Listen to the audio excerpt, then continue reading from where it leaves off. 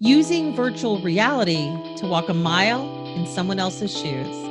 I'm Tonya Hall for ZDNet and Tech Republic, and joining me is Annie Drake, founder at Equal Reality.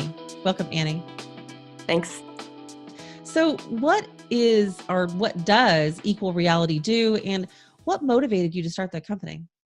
So Equal Reality does diversity and inclusion training in virtual reality. That could be anywhere, any type of social interaction or soft skill. And the purpose is to let you walk a mile in someone else's shoes. And it really provides a fire drill for social interaction.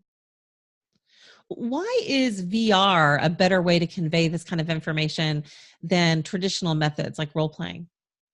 So as you say, role play is really the closest we have to that. And traditionally, companies would bring in actors at very large expense and could only reach 10 to 15 people at a time. So that's really limiting this sort of training to the executive staff. When you move into virtual reality, not only can you scale to an entire company, but you also start to bring in other things like there's a certain amount of connection that people get when they're embodied and they see themselves as another person. And that has psychological effect, which helps drive empathy. And also we can get data around who you're looking at, what your body language is, and give real-time feedback, which role-playing simply isn't able to do. What are some of the reactions of people coming out of these types of experiences? It's been all over the place, but the most common one is talking about how they felt.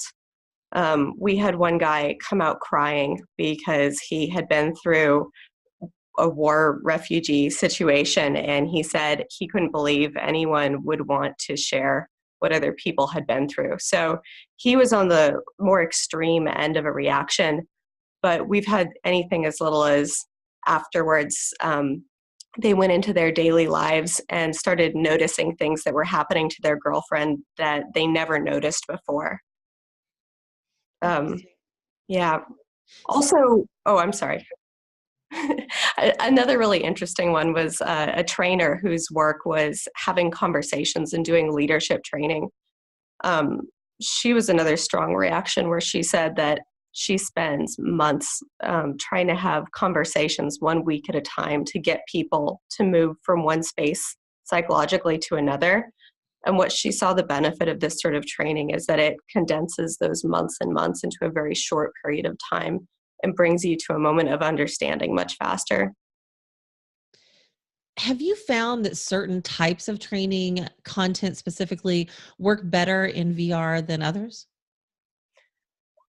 Personally, I find that anything where you're saving money or running, stopping something dangerous from happening, or in our case, I believe social interaction, one-on-one training, are very good uses of virtual reality. What's the difference between maybe a high-end VR and a 360-degree video? And why did you choose the virtual reality route? So 360-degree video is really just a video that you can look around, but you're missing the positional tracking. So you can't move your head, you can't walk around, you can't interact.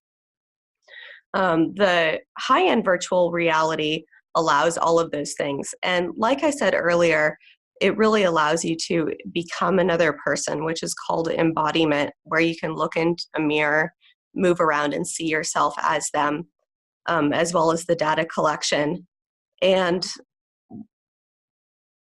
the reason that we chose that over the other is that with the better psychological effects, this is really the trend of where the industry is going. So coming out to the end of the year, we're going to see the Oculus Quest being released, and that's going to have the benefits of the high end with a lower price point and the ability to scale and be untethered from a computer. So I really think that at that stage in the industry, those lower end headsets are going to start to become obsolete. What do you think is the future of soft skill training in VR? So I really see a Wix style platform for social interaction training, where it's not just companies putting out this content, but we have systems where non-technical people like teachers and psychologists can go in, write their scripts, say who they want to be communicating, and then put out this training. And I really believe that that's going to bring a new era of being able to test these concepts, test this content, and will open up things like marketplaces so that you can have lots of content to choose from and get a very high integrity.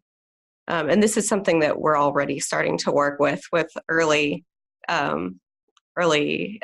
So we're really excited about where it's going. What advice would you offer a young engineer or content developer who's interested in new ways to apply mixed reality? First off, video game skills are the core of what you need to get into this industry, and those skills are more accessible than ever. Unity and Unreal are the major engines. There's tons of tutorials on there. And then just get in and start building. It's really like any making medium. The more you build, the better you understand it on a very intuitive level. Annie Drake, founder at Equal Reality. If somebody wants to connect with you, maybe they want to find out more about the work that you're doing, how can they do that? So equalreality.com is our website. That's the best way to reach out to our company. Best way to reach out to me is Annie Drake on LinkedIn. Sounds good. And thanks again for joining. And if you guys want to find out more of my interviews, you can do that right here on ZDNet or Tech Republic, or go to my website, tonyahall.net. I've got links to all my social sites. Thanks for watching.